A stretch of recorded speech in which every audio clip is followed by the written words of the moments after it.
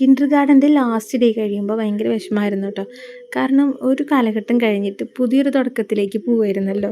ഇത് മാത്രമല്ല, കുഞ്ഞായിരുന്ന നമ്മുടെ കുട്ടികൾക്ക് ഒന്നും കൂടി റെസ്പോൺസിബിലിറ്റീസ് കൂടുന്ന ഒരു സമയമാണ്.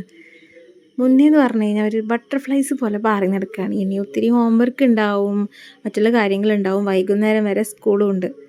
അപ്പോൾ ഉച്ച വരെ ഉണ്ടായിരുന്ന സ്കൂളും അതിലുള്ള എൻ്റർടൈൻമെൻറ്റൊക്കെ കഴിഞ്ഞിട്ട് പുതിയൊരു ലൈഫിലോട്ട് പോവുകയാണ്. അപ്പോൾ എന്തായാലും നല്ല കാര്യമാണെങ്കിലും എന്തോ ഒരു വിഷമം. കാരണം ഇവർ പെട്ടെന്ന് വലുതായി പോവല്ലേ എന്നുള്ള തോന്നലുകൊണ്ടായിരിക്കാം. അന്ന് വിളിക്കാൻ പോകുമ്പോഴും എൻ്റെ മനസ്സിൽ ഇതൊക്കെ തന്നെയായിരുന്നു. എന്തായാലും നമുക്ക് നോക്കാം, ഇനിയൊരു പുതിയ തുടക്കം നല്ലതാവട്ടെ അല്ലേ. കിൻഡർഗാർട്ടൻ്റെ ഫസ്റ്റ് ഡേ ഒക്കെ ഞാനിന്ന് ഓർത്ത് പോയിട്ടുണ്ടായിരുന്നു.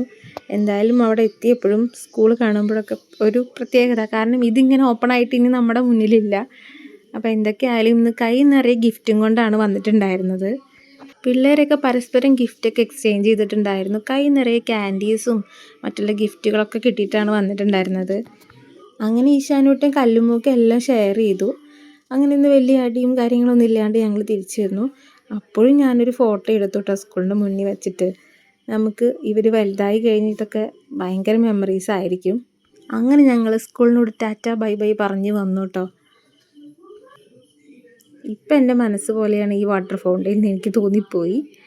എന്തായാലും ഞങ്ങളിനി വീട്ടിലോട്ട് പോവുകയാണ്. ഇപ്പോൾ യൂണിഫോം ആയിട്ടുള്ള ഇങ്ങനെയുള്ള വീഡിയോസൊക്കെ ഇനി നമുക്ക് എടുക്കാൻ പറ്റില്ലല്ലോ. അപ്പോൾ അതൊക്കെ ഒന്ന് എടുത്ത് വെച്ചിട്ടുണ്ട്. ഭാവിയിൽ ഇഷാനു ഇത് കാണുമ്പോൾ അവൻ്റെ കുട്ടിക്കാലം എങ്ങനെയായിരുന്നു എന്നുള്ളത് അവന് കറക്റ്റായിട്ട് ഓർമ്മയിലുണ്ടായിരിക്കും. സന്തോഷിക്കണോ സങ്കടപ്പെടണോ എന്നൊന്നും അറിയില്ല. എന്തായാലും എൻ്റെ കുഞ്ഞ് ഇഷാനു കുറച്ച് വലുതായി.